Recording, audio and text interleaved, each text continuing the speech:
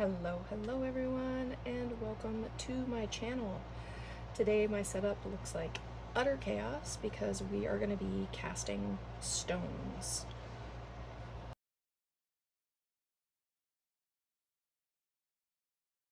So what are some of all of the different things that you're going to need to do this? First of all, you're going to need some molds. So here we have molds from demoulding. We have some random molds from who knows where. This is the first time I'm going to be doing this, so let's see how that one works out. I also have Happy Dotting Company. Aside from that, we're going to need a product. So for myself, I use Cementol. This is the best bang for my buck. It's also easily available and readily available to me. There's lots of different things. You will see Ultracal 30, you will see Herculite, you will see mixed mold, plaster of Paris, all sorts of different things. So this is the only product that I've used. Some of the other ones, I admire them, but I just personally cannot afford them. So this is what I use. This is a 4-to-1 ratio, so 4 parts cement, 1 part water.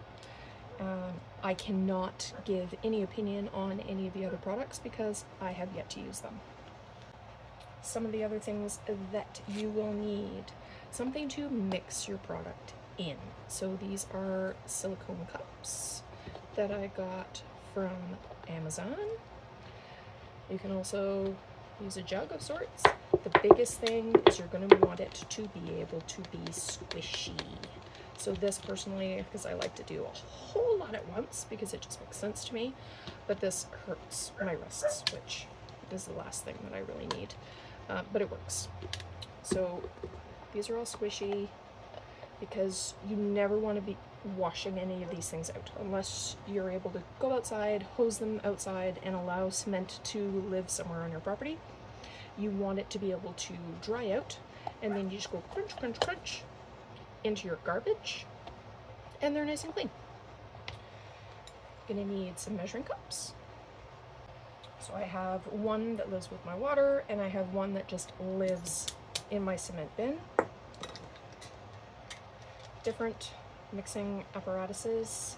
Silicone, again, will be your friend because you just bendy, bendy, bendy, and they come off clean for the most part. I also like to use popsicle sticks and cheap, crappy brushes. So these, I ended up with like 50 of them. They came with an order of paint pot strips, so I use these. I also like to wear gloves. I have a bucket of water over here. You may or may not be able to see it. Something else that I'm using is alcohol. So I'm going to be using this as a surfactant. What does a surfactant do? It will create a bit of a coating or layer inside of your mold to help reduce the bubbles. And I will also use it at the end of my pour, again, to reduce bubbles. I believe you can use soap. So Dawn dish soap, which I've just washed everybody with, alcohol, Windex. If you look up different surfactants for mold making, it will give you a bit of a list. All right, so let's get into it. I am using 1/4 cup of cold water. Cold water is going to help reduce those bubbles. And 1 cup of powder. This is the first time that I'm using these cups. Ideally, you want to pour slowly. Wear a mask because this is cement and it is getting airborne.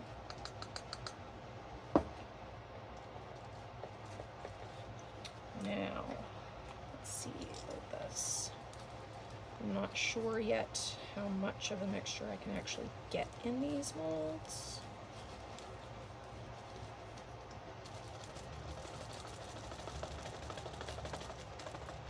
So was a bad idea. I can use this in my big jugs, but apparently not in this one. I also have some paper towel over here so that I can lay my tools down without killing my table. Yay for popsicle sticks.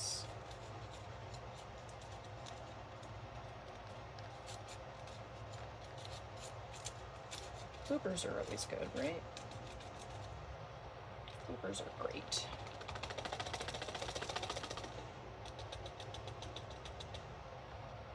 Let's just do that. So now let's try this one. And this does not seem to be working at all. I'm going to add just a little bit more water.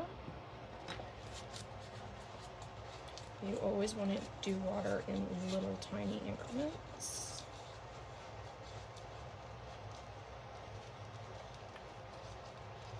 And I'm just mixing to get all of the chunks out.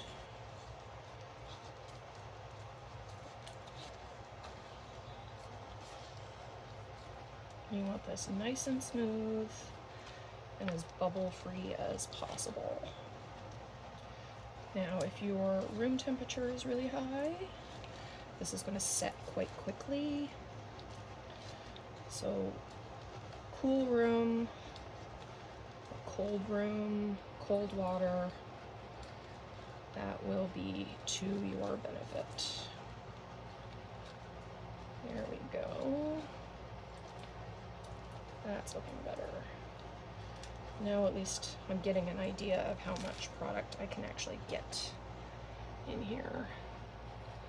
Kind of gonna have to peek and go nice and like smooth. Alright, so this ended up being about 3 cups. Well, it is 3 cups, but I didn't want to overflow it. So if you can see there, we've got lots of bubbles. So I'm just gonna tap, tap, tap, tap, tap, tap, tap, tap, and get all of those out as much as possible, because we don't want tons of pores in our final mold. So this is going to be the first mold that I make, a wonderful tea light that I love. And what I'm going to do, I'm going to take my alcohol,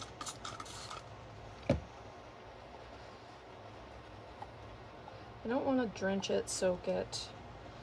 I have tried doing this and then kind of wiping it out afterwards. It doesn't really work. So I just rub it everywhere. Shake out any of the excess. And next up, we are going to pour. So you want to pour slowly and from a high-ish distance, because that's going to help pop those bubbles as it drops.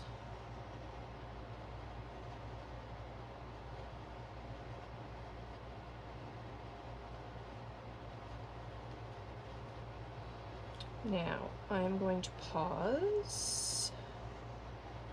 Take that last bit off.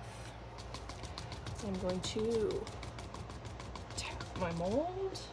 This is when my little brush comes in handy. So what I'm going to do is I'm going to go around the base of that tea light, around the head of that tea light, around the edges, wipe off some extra, do some more tappy, raise and pop any of those bubbles. I apologize if the camera is shaking, because of course the camera is attached to my table.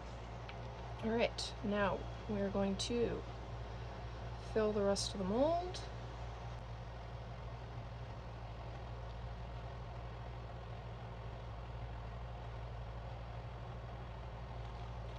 And this is where I like my popsicle sticks, because I can just shove it all in there.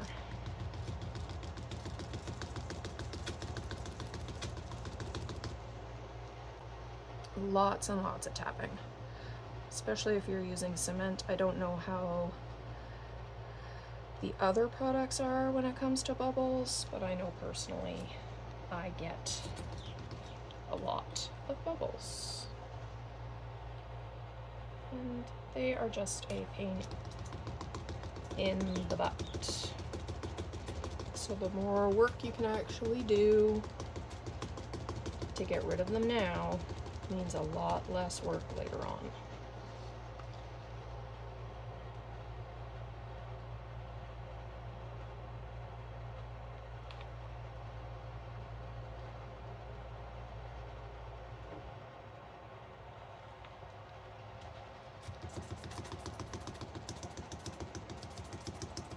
Alright, so I overfilled it, which is fine.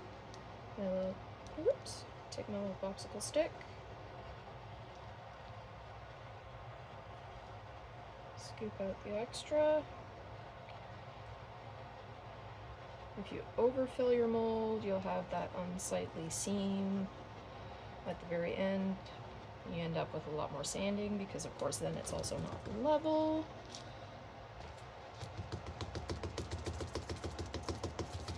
So you just kind of want it right at the edge or just right under the edge. Tappy, tappy, tappy. I'm going to go back in with my brush, because all those bubbles like to hide right under that lip.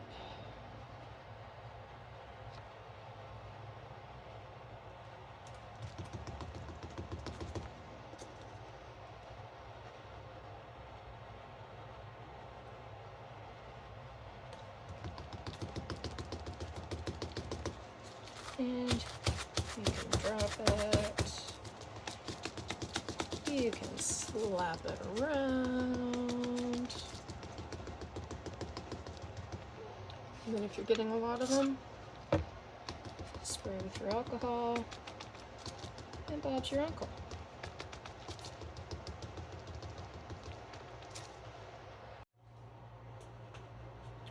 Alright, so I have finished all of today's pours. I am an absolute mess. Why I only wore one glove today, I couldn't tell you, but that's okay. It allows me to talk about something else. So I'm gonna let these dry for at least 2 hours. So I will come back with all of that. I'm gonna let these dry. This one is kind of drying. This one is still wet. I've made a mess, an absolute mess. So, because I don't think you guys want to be looking in my garbage can, I'm going to do this here. I'm going to spin a little bit. So this is the great thing about using squishy things. So I am just going to squish, squish, squish, squish.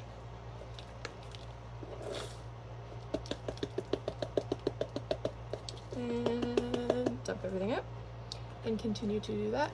And then I can wipe it out if there's anything afterwards. And I will do the same thing with all of my tools. Now, my poor little paintbrush. Am I gonna wash this? No, it's covered in cement. Do not put cement down your drain. Am I gonna wash my hands in my sink? I am not. I am going to pour water. Either I'm gonna go outside and use my hose, but in the wintertime when it's -30 here in Canada, am I gonna do that? No.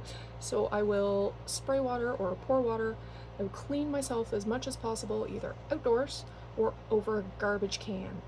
So we'll see what happens today.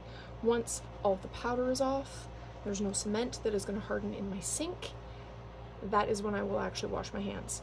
If I manage to get anything on my clothing, I'm not going to put it in my washing machine because I will turn my washer into cement. So again, I will like blast them off outdoors, over a garbage can, whatever. I will get all the cement off of me. Little tips and tricks that I want to make sure that I said. I may not have, hopefully I did, but either way, I'm saying it now. Start with your water first. If you put powder first, you are never going to get this mixed. Water, a little bit of powder, mix. A little bit of powder, mix, until your full cup or whatever ratio you're using of powder is in and you are mixed. If you try and do your entire ratio in your cup or your jug or what have you, you will never get it mixed. Another big thing, follow all safety regulations and suggestions on the bucket of your product, whether that is goggles, gloves, face mask. You do not need to be breathing that stuff in. Follow those guidelines, please. There was something else. Oh yes, I tried really hard to do the aesthetically pleasing videos that Kate does from demoulding. It was just a hot mess. So sorry you guys got my hot mess pouring videos, but I hope that explains a lot of things that'll help you with that. I will come back. We will do unmolding, filing, and if I've got any pores, I'll show you how to fix that up, and what to do once they're sitting there. Because obviously you want to paint them right away, right? Not so much. So stay tuned. We'll see right now if I do a second video, what have you. Depends on how long this one's gotten. Talk to you soon. Alright, so it has been 2 hours and this one has cooled down. Still have a couple that are warm.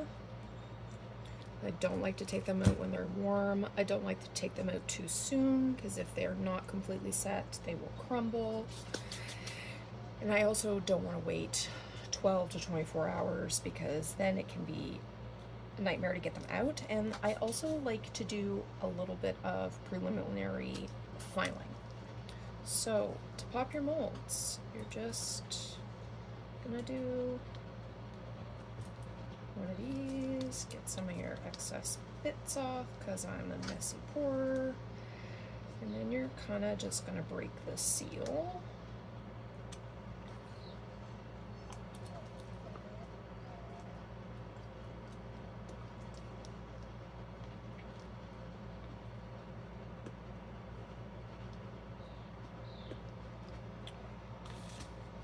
And there we have it. It's actually a really nice pour. So this will get lighter and lighter as it dries. You can kind of see the difference there. So now I'm going to do a little bit of filing. So I always have nail files around because, you know, I am a do-it-yourselfer and I also have a nail business, so I always have these. I tend to use the soft side on myself. But then what am I going to do with this coarse back side? Well, I'm actually going to use it on my stones. So I'm only just using it right on that sharp edge. I like doing this now because the cement is just a little bit softer. I don't know about other substrates, but this works well for me with the Simmental. You can also use different grits of sandpaper, and I do find it easier just to do one of these with the sandpaper on the bottom. But I like to do just this preliminary one right now.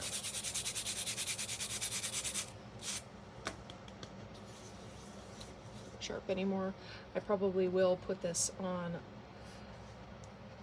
actual sandpaper, just get that down a little bit more. Now, what about drying? So I personally know in my room, it's going to take me a week. I also know that that is for this substrate. They'll all be different. There's a couple of things you can do. You can just wait it out, set it and forget it. The other thing that a lot of people will do is actually weigh them. So take today's weight, write it down on a piece of paper, wait again tomorrow or in 2 days or whatever. When the stone has finally stopped decreasing in weight, you know that it's dry. You do not want to paint these or add any filler while they are still drying. You need to give it time. I know, waiting sucks. but in the end, it will be worth it.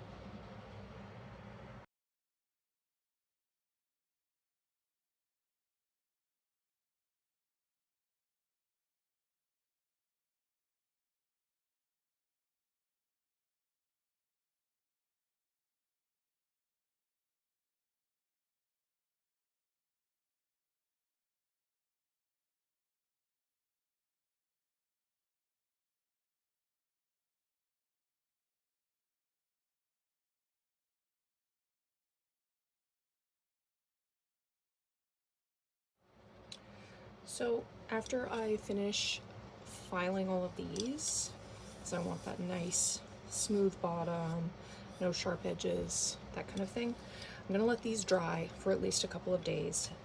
And then, see if I can get refocused in here. So when I was using my brush, I missed a couple of little spots. So I've got some pores. Sometimes on the bottom, this section doesn't bother me, but these ones do. And especially if, like on this incense holder, where I've got them on the edges. So after a few days minimum, what I will do is I will take some spackle. This is just regular drywall spackle. I will put some gloves on. I find that's easier. I've tried to use a brush, I've tried to use a popsicle stick, it doesn't really work. But what I'll do is I'll just put a little bit in. I will follow the directions on the jar, and I will just fill any of those pores that I don't want on my surface. Let that dry, and then I'll take my sandpaper again and just lightly sand that, and it'll give me this perfect smooth surface ready for dotting. And there we have it. This was all of today's pours. I do still have to do a little bit more sanding on the bottom later on. As I mentioned, I will fill in some of my pores. But something else that I like to do is I like to dry them on cookie sheets. To me, it just makes sense as opposed to having them on a flat surface where the air can't completely get to the entire cast. It just makes sense to me to dry them on cookie sheets. Let that air get everywhere that it needs to be. So I hope you enjoyed today's video. I hope it answered some questions. Thoughts, comments, questions, please feel free to drop them in the comments for me. Any likes, shares, subscribes, I would really appreciate it. Let me know how you like this video, what you'd like to see next, and I'll see you all in the next one.